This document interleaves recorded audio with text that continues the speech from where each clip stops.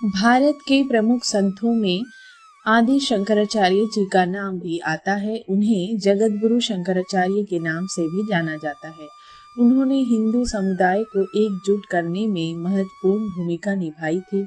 आदि शंकराचार्य जयंती हर वर्ष उनके अनुयायियों द्वारा वैशाख माह के शुक्ल पक्ष की पंचमी तिथि को मनाई जाती है।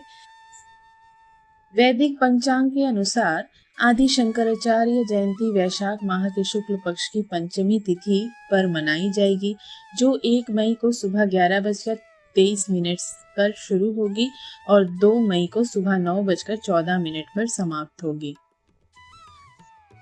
788 ईस्वी में आदि शंकराचार्य का जन्म केरल के मालाबार क्षेत्र के कालड़ी में नंबूद्री ब्राह्मण शिव गुरु और आर्यम्बा के घर हुआ था। पौराणिक कथा के अनुसार पुत्र की प्राप्ति के लिए उनके माता पिता ने शिव जी की आराधना की। भोलेनाथ उनकी साधना से प्रसन्न हुए। दंपति की इच्छा थी कि उनकी संतान की प्रसिद्धि दूर दूर तक फैले और शिव ने उनकी मनोकामना पूरी की। लेकिन शिव ने कहा कि यह पुत्र या प्रसिद्धि प्राप्त करेगा या दीर्घायु।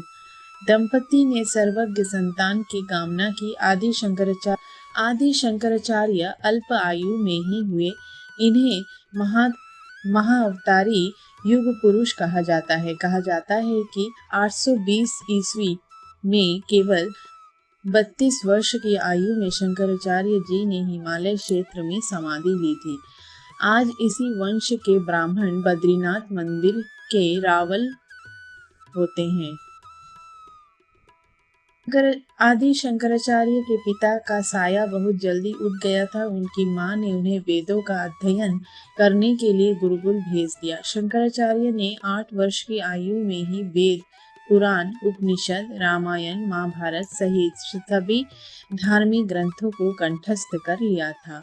आदि गुरु शंकराचार्य ने देश के चारों कोनों में मठों की स्थापना की, जिसमें पूर्व में गोवर्धन और जगन्नाथपुरी ओडिशा, पश्चिम में द्वारका शारदा मठ गुजरात, उत्तर में ज्योतिर्मठ बद्रीधाम उत्तराखंड और दक्षिण में श्रृंगेरी मठ रामेश्वरम तमिलनाडु शामिल हैं। आदि शंकराचार्य ने इन चारों मठों में योग शिष्यों को मठाधीश बनाने की परंपरा की शुरुआत की, जिसके बाद से इन मठों के मठाधीश को शंकराचार्य की उपाधि दी जाती है।